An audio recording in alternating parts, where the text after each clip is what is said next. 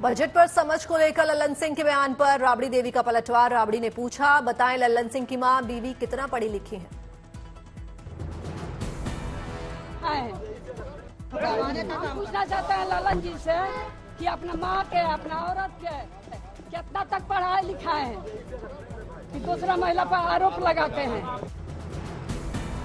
राबड़ी देवी ने लल्लन सिंह को दिया चैलेंज, कहा वो अपनी मां और पत्नी का सर्टिफिकेट दिखाएं कि वो लोग कितना पढ़ा लिखे हैं।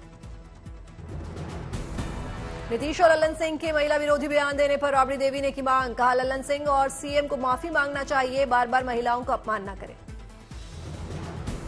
लल्लन सिंह ने कहा था राबड़ी देवी बजट क्या समझेंगी, उन्हें साइन करना नहीं आता। बिहार विधानसभा सत्र का चौथा दिन, सदन में हंगामे के बीच कार्यवाही जारी।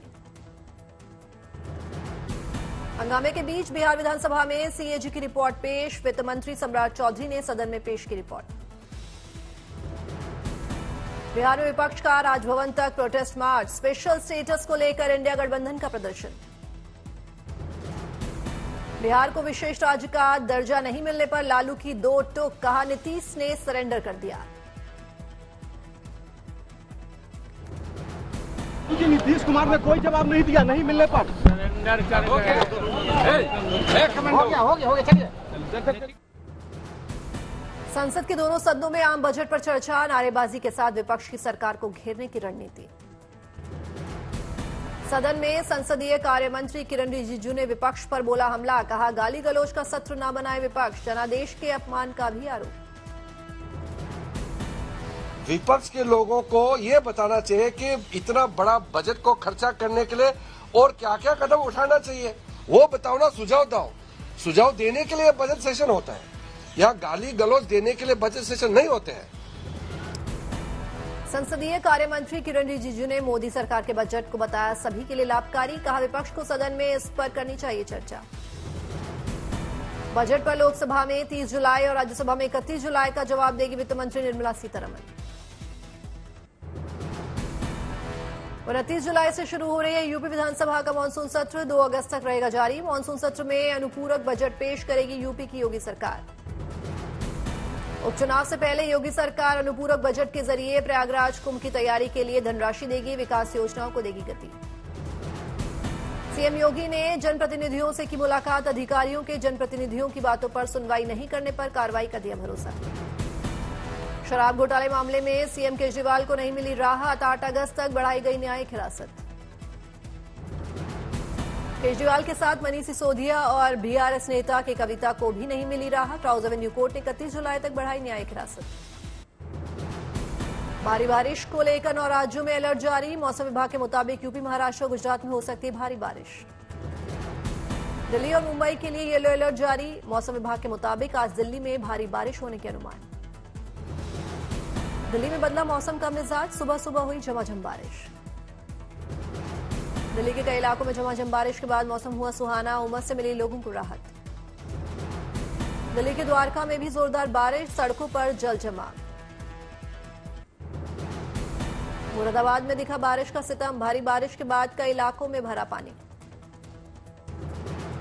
मुंबई में पिछले 24 घंटों से लगातार हो रही है बारिश, थम गई मायानगरी की रफ्तार, मौसम विभाग ने जारी किया भारी बारिश का अलर्ट।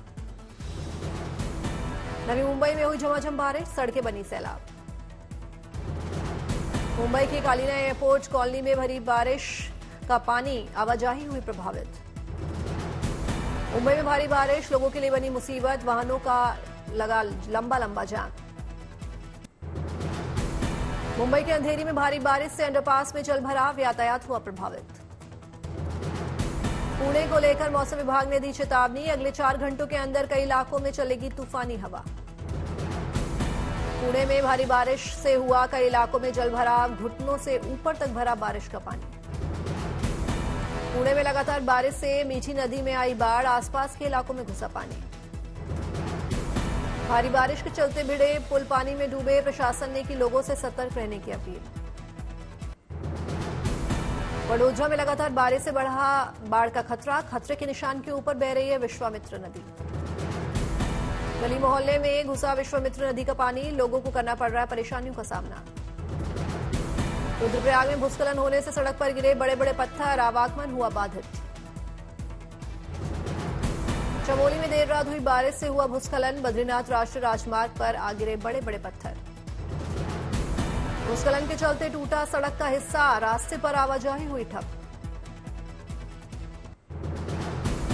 लखनऊ में मूसलाधार बारिश, विधानसभा में हुआ जल भराव।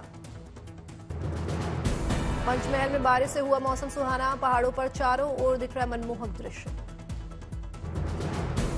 बारिश के चलते पहाड़ों से बहने लगे झरने, खिल उठे पेड़ों के पत्ते।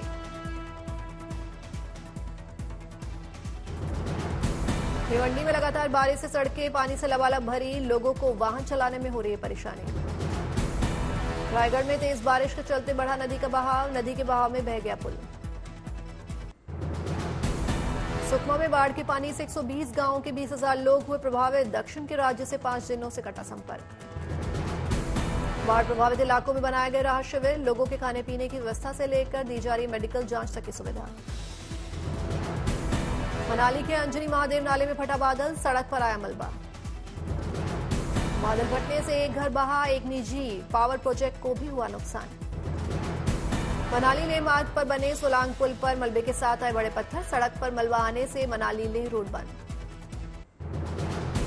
महाराष्ट्र में हो रही बारिश का सीएम एकनाथ शिंदे ने लिया जायजा। कंट्रोल रूम में मुंबई और पुणे की बारिश पर रखी नजर। पुणे में नदी पर बने ओमकारेश्वर मंदिर में घुसा बारिश का पानी, आफत की बारिश से मंदिर डूबा। पुणे में भारी बारिश के बाद तेजी से चल रहा है बचाव अभियान काम। डीएम ने कहा जलभराव के कारण फंसे कई वाहनों को निकाला जा रहा है बाहर। ठाणे में वालकस नदी पर बना पुल पानी में डूबा, जान जोखिम में डालकर यात्रा कर रहे ग्रामीण, कई गांवों का संपर्क उनसे टूटा।